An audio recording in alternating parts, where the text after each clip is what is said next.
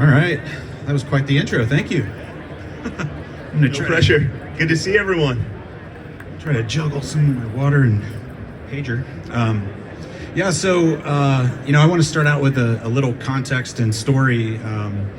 Jared and I, we met probably about a year and a half ago. It was like January 2023, and I was at that point in time really kind of nerding out about kind of the AI stuff that was happening at that point in time. I think it was, for those familiar, like ChatGPT 3 might have been, maybe 3.5, about that. And we were sitting in a meeting one time, and one of us brought up, hey, we need to be thinking about this for our company.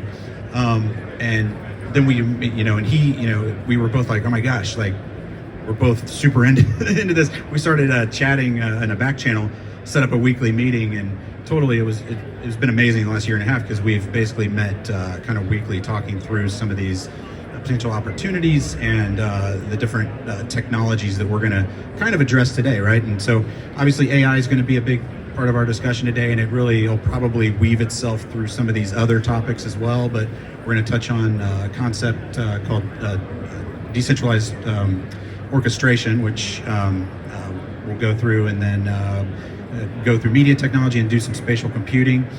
But kind of to what we're trying to, I guess, get across is that this is a conversation where that it's kind of symbolizes a little bit like what we've been doing for the last year and a half with each other, but in front of people this time. And so hopefully you'll glean some insights out of this, and we'll start moving forward. So obviously, buzz term, right? AI is a huge term at the show and in every industry right now. And so I want to toss it over to Jared to kind of talk about what his view of the impact of AI is on kind of this industry, and what we should be kind of looking at in that regards. Thanks, Blaine. I think looking back on the last year, I don't think if we would have sat here last year and had a conversation about where technology was going, any of us would have understood just the sheer amount of change, the pace of change, and just the amount of technology that's all hitting us at one time. I don't think any other generation has had to face these kinds of challenges. And when we look across all of these elements of the redefinition of space, the way that machine intelligence can start to change our workflows, enable us to create better, more meaningful stories and narratives, and have more deeper connection, it's an unprecedented and interesting time to be alive. I think we have never seen this amount of progress happen to really static industries in a way where it doesn't just mean that we have to think about, hey, what's this new kind of technology or this new widget that we need to put into a system? We have to reinvent the way that we build systems and the way that we utilize technology to continuously innovate as we move forward. Because the days of being able to say, here's a facility I'm going to build, that facility is going to be in a innovative state for 5 years, and then we're going to come back and maybe make some additions to it, I think have long passed. What we're looking at from a systems integration space is really this evolution into software integration and working as a collaborative partnership between the vendor community, our clients, and an ever-increasing emerging technical space that we have to maintain the ability to be experts in, maintain the mastery of, but also maintain safety. And so when I think about artificial intelligence, which I think AI, there's probably not two letters you could put together that you could get more or different emotional responses from people. Either it's going to change the world tomorrow, or it's a fad and we shouldn't even be considering it. And I think that to anchor this in outside of even the industries that we represent and play in, I think what we call machine intelligence, I think it's a more accurate way of describing it, is transforming any one-size-fits-all workflow. Whether we're looking at the consumer industry, whether we're looking at what's happening in customer satisfaction. I was recently at a cloud event where the chief AI officer for AT&T was speaking about what they've done in replacing 50% of their customer service techs with AI. And in doing that, those 50% of those assets are achieving way higher customer satisfaction scores than individuals were. Because what AI allows us to do is break the one-size-fits-all environment. We've talked about hyper-personalization. We've talked about the ability to condition these spaces in a way where they can be contextual adaptable to the needs of the utilization of that space, but the sophistication of the software hasn't or had not matured to the level where you could do that kind of hyper personalization. We're there now with AI. You look at the ability to kind of call in, have a customer service rep that can know exactly your history, never have a bad day, speak to you exactly the way you want to be spoken to, understand your context, and the outcome is better. We see the same thing, which is, I think, shocking to me, but across what NVIDIA has done with even the medical agents that you can utilize for diagnostic capabilities and even bedside manner, they outscore in a large degree what regular doctors would get in the same kind of blind tests. So we are at that point of transition where it's no longer just a buzzword that we're using, it is a differentiator. And I think what I'd love to posit to you, Blaine, is how can we demystify the concepts of AI? How does organizations engage with this technology in a way where they can utilize it right now for the things that are low-hanging fruit? And what's the way of thinking about machine intelligence as we go forward? Yeah, those are great questions. And I think, for me, it's about kind of embracing it, whether you're scared of it, whether you think that it's something that, might replace your job. I think it's really important just to spend time, resources, understanding what the capabilities are, because it's touching, it's one of the few, I guess, kind of revolutionary changes that we've witnessed in my time in the AV industry, when you go back maybe 25 years, where we've had these kind of evolutionary changes when we went from analog to digital and to IP and to cloud, right? The difference here is that not only does AI impact in an equal, if not more, change in that regard, but it also impacts the potential processes and back-end systems, and not just like the technology in the conference room, but how the design engineers create the package that gets handed off to the customer, or how you can optimize different workflows, right? It touches every area of your business. And so you need to learn about what's capable. You need to be cautious. You need to learn cautiously and understand that there are risks associated with that. But the real exciting component, for me, within, specifically within our industry and what some of this technology is enabling us to do, is around, kind of enhancing the user experience, regardless of the space they're in. That might be a conference room, right? I mean, we've seen intelligent cameras for a while. They've gotten better and better with their ability to auto frame and position versus presets, or changing a camera angle very abruptly, with an audio gating or something like that. Right now, we're having more intelligence built into these systems that can switch those a little more elegantly, transition them elegantly, understand facial position. Same with acoustics, right? So that's with acoustical fencing, those sorts of technologies. But then, and that's all super exciting. But then when you start talking about bringing AI assistants into the room and into the meeting, and being able to have it, transcribe, not just transcribe, but summarize and have action items and follow-up items, or you join a meeting late. All of us are so busy, a lot of you are probably like us, where you have these back-to-back meetings, right? And now we've reached the point where we can, if you have to either miss a meeting or you join it late because one went over, you can now have it catch you up and give you the complete context of what happened during that space. And you start bringing that into the meeting room with things like voice recognition, intelligent speaker, these sorts of technologies.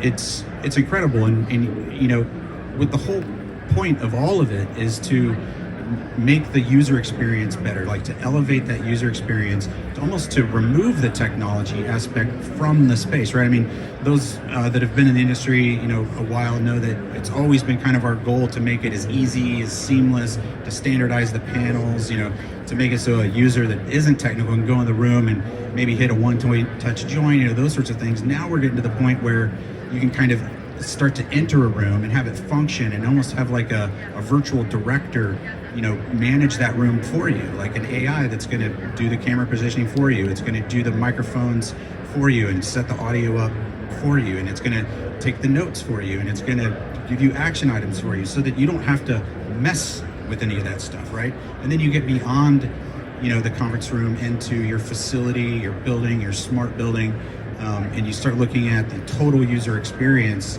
of what is coming down the pike with some of this technology, and how you're really going to be able to elevate that how the employee engages with their day to day, and it's exciting. It's I think there's going to be kind of pretty rapid revolutionary change. I mean, you mentioned it earlier, Jared, with there's kind of this hockey stick curve that's happening, right? That some of you might have seen, where from these like industrial to technology revolutions, where it was like 100 years, to get to this point, and then but now you look at what's happening, month over month to week over week, and it's incredible.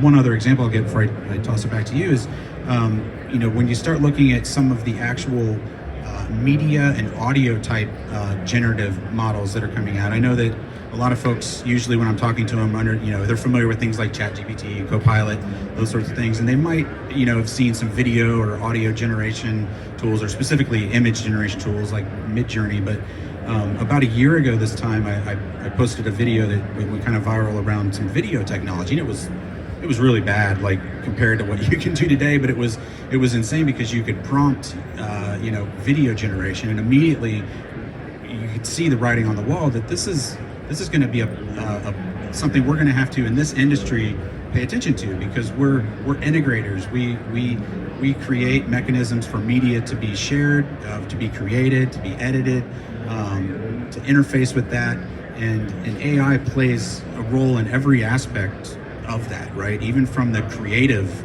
side of being able to generate new content, or imagery, B-roll, audio, music, whatever it might be. And so I think this industry is actually poised really well to kind of be the tip of the spear a little bit, to kind of drive that and start integrating some of those solutions together, making them easy and accessible to folks. I think one more element on that point is, where do you make an entry into AI? It can seem overwhelming, it can seem dangerous in a lot of senses, but when we look at how technology has changed, you always see the first solutions are point-based solutions, and then those solutions evolve, they become application-level solutions, and then they become systemic. And I think while we've been at this show with just what Google and Apple have released with the way that they're using AI at the operating system level, really changes how all technology can be addressed by people. We think about meeting equity and harmonizing those contextual experiences that really engage people wherever they're at in those discussions. AI is going to help make that feel as close to real, as close to together as possible. But I think knowing where to enter, and knowing that just the low-hanging fruit from our own utilization cases of just taking AI with our project management team and utilizing it to take care of all the meeting notes, understand the action items, provide the feedback, and then even give our employees way better data sets, that when they go into a job and they kick off a job, they have all of the history. The AI can be addressed to understand the chatbot capabilities of every vendor that's in their system, every data point that we have from how a system is designed. So whether it's training people up on your systems or on the technology, or whether it's using the technology to get better quality data, better collaboration, we're just scratching the surface. And I think we're going to see more movement over the next 6 months than we've seen in the last 3 years in this space. Yeah, it's a great point. One thing I wanted to expand on that you mentioned just there was around the vendor-specific data sets, right? I mean, this is where it starts getting really exciting for me, is that, we've started taking things like Crestron's, user manuals and knowledge base, and be able to train those into a model that you can interface with, like that you can chat with, just like you would, ChatGPT. And that opens up the possibility for you to put that in the hands of your field engineers, your support folks, your design engineers, right? And so now you can start asking very detailed questions, domain-specific questions around very specific technology from our industry, to an AI that can immediately give you responses that are very contextualized. You could ask, questions about, feature sets of a specific control system or switcher or whatever that might be, and it'll be right at your fingertips, right? And starting to do that with knowledge bases and everything else, it kind of changes the game. It empowers people to do things that they might not have been able to do before, whether that's creative or whether that's knowledge. It kind of spans the gamut. I think we beat that one down. I think we beat down AI. I'm sure we'll circle back to AI throughout this, but the next topic we want to touch on is something we refer to as decentralized orchestration, which I'm going to let kind of Jared touch on. But without a doubt, there's been a transformation in how we as integrators and how this industry needs to operate, right? It's almost like we're moving from this, not just analog, it's more of an analogy, but not this analog kind of system of process to being able to embrace multiple components that can be kind of orchestrated at more of a virtual level, right? To allow for scale and those sorts of things. So, when you, Jared, when you start thinking about what decentralized orchestration means to you and how it applies, what are the kind of the first things that come to mind, and how are you seeing us as an organization kind of leverage this concept? Yeah, I think what we are building and the systems that we're building are very important.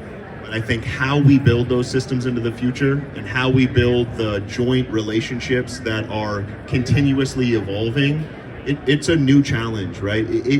Looking across the clients that we're working with, especially having innovation conversations of where are you trying to take your business over the next 2, 3, 5 years, the days of being able to have like your worst case fixed facility, they don't work for the speed that we have to innovate at for all of the things that are coming at us. And just being able to say we can use a different kind of technology set, we can export things out to the cloud, you can build your own private cloud, you can install software on bare metal, is a huge advancement in the way that we can utilize space, the way that we can build workflows where you're only paying for the amount of time you need to run that workload. You can do better business planning. But I think the key thing about being able to take advantage of all these signal types, all these compute types, is being able to do business model experimentation, is being able to build the kind of relationship where we're always talking about what's that next challenge.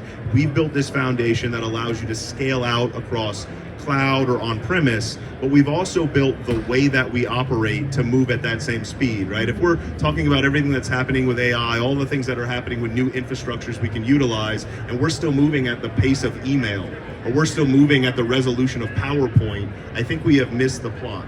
Because how we have to evolve together is not just a technology evolution, it's a human evolution. And we call it that human infrastructure of being able to build and have the right kinds of conversations at the right times and be able to really take our clients and the vendor community with us on the journey of digital maturity and moving to the place where you can provide exactly what someone needs at the moment they need it with a predictable price point and with a method of interacting where we understand business challenges. We understand the objectives our clients are trying to achieve, and moving from the operating model of, hey, you want a room, let's check out that room and build that room, to what do you see your facility becoming for both your employees, for your business objectives, and for the outcomes you're trying to achieve.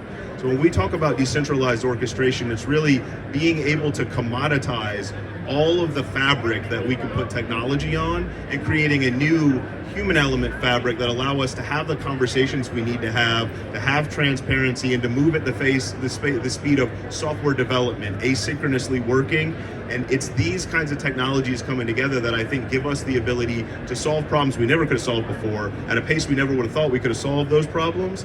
And it's just the beginning. So the point I think want to leave with everyone on this section is, if you build the coolest tech and you build that tech the wrong way, we've missed the greatest opportunity, because it's the day two conversations right after a facility is launched that allow it to evolve into the next thing and the next thing, and allow people to constantly be moving forward across this speed of change that we've talked about, that I think really changes the game for us and our clients and really allows us to be more organic in the way that we're working together towards solving problems.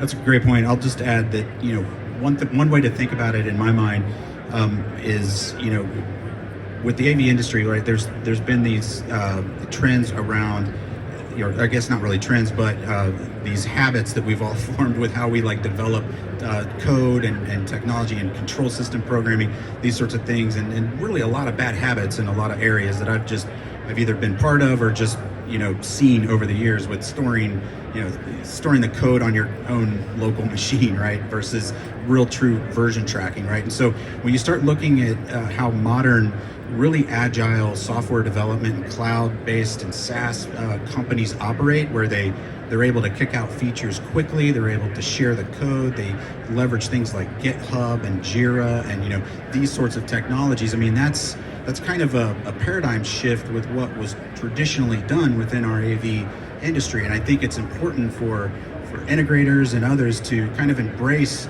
some of these best practices that have been proven to work really well for scalability and for all these other reasons, to embrace those techniques and technologies and platforms for their development or whatever it might be. And that's what's going to allow you to kind of scale quickly, get efficient, start incorporating some of the machine intelligence and AI coding and those sorts of things into your workflows, and also keep it secure and make sure that when your programmer guy leaves the company that he didn't take all your code with him, and then you can't support your customer, right? And so that all kind of plays into this concept of decentralized orchestration. Next. So, want to move into something that may seem a little bit foreign for an AV discussion, but we're seeing, especially with the markets and the industries that we're dealing with, we're seeing, I think, a new hypothesis about how we look at the spaces that we build and the technology that we utilize in those spaces. I think, and I'll give you kind of our working hypothesis of the future. In the future, it's most likely that all spaces are going to be some form of intelligent space, whether that's a conference room, whether that's a hotel room or a smart city, or whether that's a smart production center or a smart venue. And in those new kinds of spaces, media is going to be the mechanism or the medium by which we tell our stories. And so what we're seeing is the ability for a lot of, on our media side of the business, a lot of our clients that are large news networks or large sports networks starting to say, how can I use these conference room spaces or these huddle spaces as impromptu broadcast environments? Because I got to create way more content than I've ever created before. I've got to push that out to all these different syndication elements from a digital perspective. And the act of participating in a meeting, we believe, should be a creative act. So working with a lot of the traditional media vendors and kind of cross-pollinating that into our vendor community here in AV and workplace, we see a future where having a meeting and the smart, intelligent cameras that are identifying you in the meeting also know that this is your name and your name hasn't come up on screen, so there's a lower third, just like you're watching a production environment, right? Then the ability to have relevant graphic data. I think one of the things coming from a production background that's been so jarring to me is that right now a lot of the smart intelligent cameras that we have, it's just a cut space thing. So even if you're watching that environment, it's very staggering. It's not like you're at home watching a production where you have a nice crossfade or the audio moves down. These are really low-hanging fruit, things that exist as services that we can spin up, and even platforms that we're constructing for ourselves to be able to give the experience of, hey, I could use a meeting room for a meeting. I can use a meeting room to create content that I can now distribute both internally and externally. And if I am in the media space, I can now convert all my workplace spaces into the ability of agile content creation centers, where I can utilize that kind of technology to get my brand out there, get my narrative out there, have consistency, and even make the act of having to catch up on a meeting a much more satisfying and entertaining and absorbing experience. And so for us, we don't see media and workplace as two separate things. We think we're leading the collision of those two worlds together. So what I think would be great, Blaine, with your rich history in workplace, and what we've kind of had the conversations about where media is going there, what do you think are the things from a media perspective that are really going to enhance the working environment, intelligent spaces of the future? Yeah, that's great. So, the first thing that comes to mind is what we're hearing from our customers, right? We're hearing that they want to kind of up the production level, or even really the brand, right? I mean, it's really about the brand and how they're communicating, even internally, right? I mean, you have a lot of companies that have obviously completely, since the pandemic, switched over to doing tons of virtual meetings, town halls. They're using things like Teams or Zoom or whatever, right? Well, and those are great platforms for interactivity and that sort of thing. But for the most part, you're still just kind of a talking head on those sessions, right? So what they're wanting to do is enable either their users or their ELT or whoever it might be, their CEO, to have, to kind of up that that visual production quality, right? And so, having platforms like Teams and Zoom and others that support things like NDI are kind of or whatever the standard might be. It could be multiple, IPMX or 2110. Being able to take those feeds into either a virtualized environment, a lightweight virtualized environment. It's not like you need the big production facility. You could actually do a lot of this virtually, right? And so there's definitely a need and a desire to kind of up that game and up that the output that is sent to those users, because when you start having more produced with custom layouts type of media that's kind of fed back into your town halls, your virtual events, that makes the employee feel better about who they're working for, right? They're like, oh wow, this is really cool experience, or whatever, and it kind of changes the game. But then there's so many other areas that we're starting to see and have discussions in that are kind of offshoots of not just elevating that virtual experience, but actually elevating the in-room or the in kind of that produced in-room experience, where clients are starting to want to do more almost like XR stage style environments within their briefing centers, right? Where we might have LED floor, and while you walk around the show floor, you can see some of the vendors here have a lot of this stuff here, where it's rendering real-time backgrounds and sets, and those sorts of things. And that used to be, a few years ago, that was like, unless you just had all kinds of money, there was no way you were touching that technology. Well, now it's starting, to be, it's starting to get in a realm where you can start, incorporating that technology in for, a little more affordable price, right? Because the things like Unreal Engine and the real-time rendering of that are becoming more within grasp of what you can do. But it's all about, kind of enhancing that brand, enhancing that experience, and those sorts of things. The only other piece I want to touch on real quick related to kind of upping the full media kind of experience that a user or a client might have is something that's kind of exciting right now that I feel like for the first time is within our grasp, and that is kind of bridging the gap between an intelligent room that is able to control the environment and these chat LLMs, right? I mean, you've got the assistants that do the what we talked about previously, that do the transcription and the summaries. But what if you started taking the interaction with that intelligent assistant that knows how to communicate with you in a natural language and have it start to be able to control your environment? So now we're talking about almost like a Star Trek holodeck type of environment that I think we all tried to do years ago. Like when Alexa came out, we're like, oh, we're gonna put Alexa in these rooms or something, and then you could never remember the term that you needed to say to make the lights turn on, and it's like, oh well, did I call that a light or a lamp, right? I mean, and so, but now with these LLMs, they understand context, right? So now we're able to start looking at possibly bridging a gap to even make things completely invisible, where a user can pull up assets or different media elements, or control the environment, or control the temperature just by interfacing with it like you naturally would as if you hired a person to sit in that room and run the room for you, right? And so and that's just going to kind of change the game, in my opinion, about the level of experience that someone might have in these environments. Yeah, I think it's absolutely the driving force that's going to enable these composable spaces, right?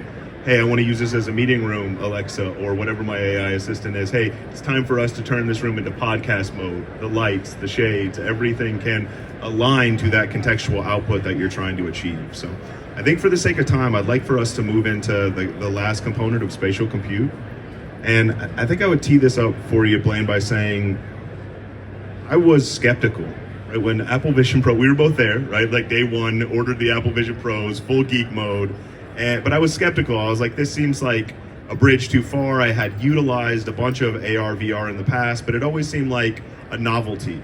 Right? I think we're past that point now. It was certainly indicative to me of a major transition when I can put those Apple Vision Pros on, and I can create a whole broadcast studio, or I can create a immersive sports viewing event, or I can have meeting parity remotely with an avatar of someone who feels like they're in the room, sounds like they're in the room. When I look that direction and they look a different direction, I have that kind of real human experience. And so another area that I think's been a term fad for a long time is spatial compute, but I think in our conversations I've really seen how this is enabling the realization of the equity, the experience, the context, and it's creating the canvas by which all this other technology that we just went through is fully appreciated and experienced. Thoughts? Yeah, totally agree. And you know, and not without, you know, it's not like there aren't downsides, right? I mean, there's potential roadblocks related to how big a device is, how heavy it is that you want to wear, you know, on your face, right?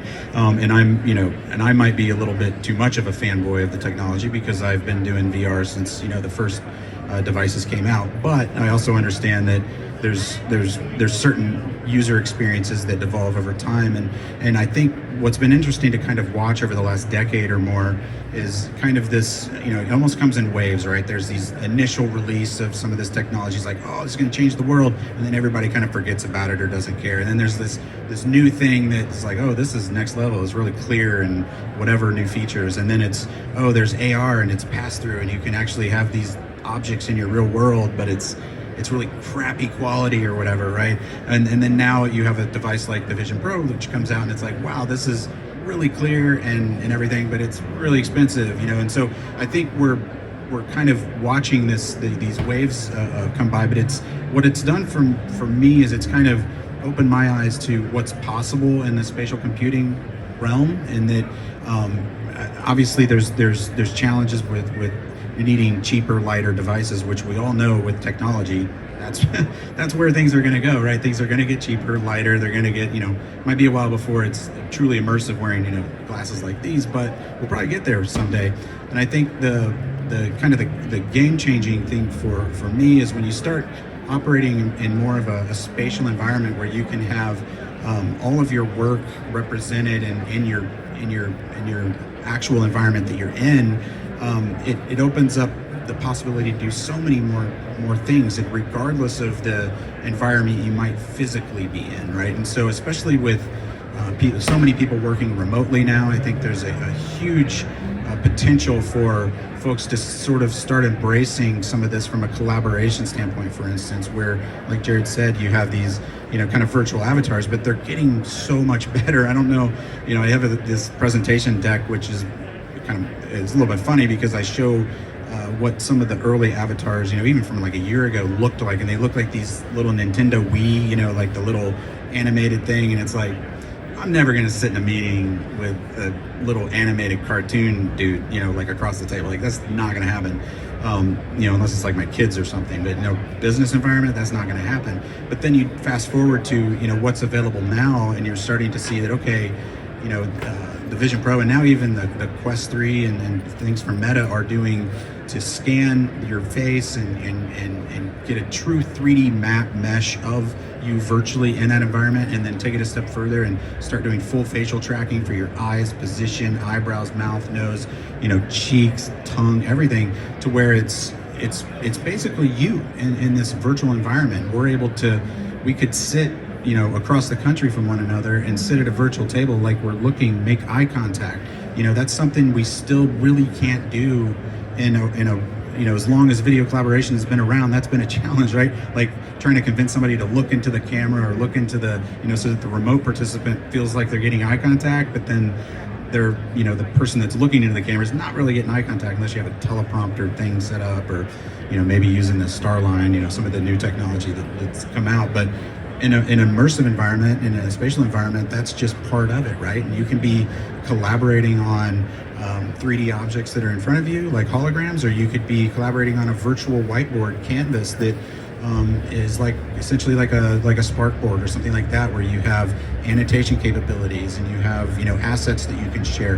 And the level of, it's almost like, you know, there's a pretty strong argument in my mind to meeting in person, right? I mean, there's these kind of intangible body language like things that happen when you're in the same room with someone that we try as best we can to replicate on video. That's why we really focus on meeting equity and camera position, and really trying to bring remote participants in.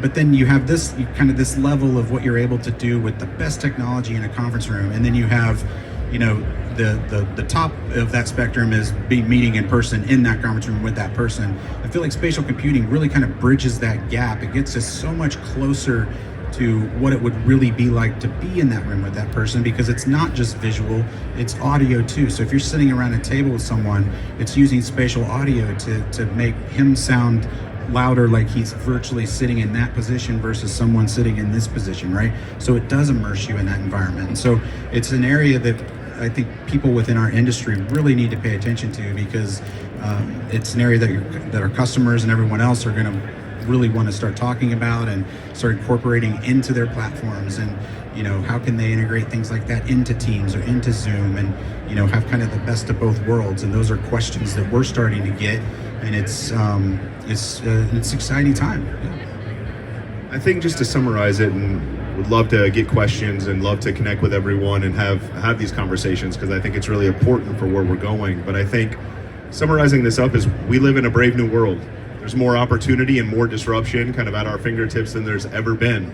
And really being able to have the honest conversations and build a framework for new kind of relationships and new kinds of operating methodologies that allow us to solve those together in real time with our clients, and to bring the best of breed of everything that we're doing across all of the industries we play in, has really opened up a new renaissance for what we're doing with digital technology.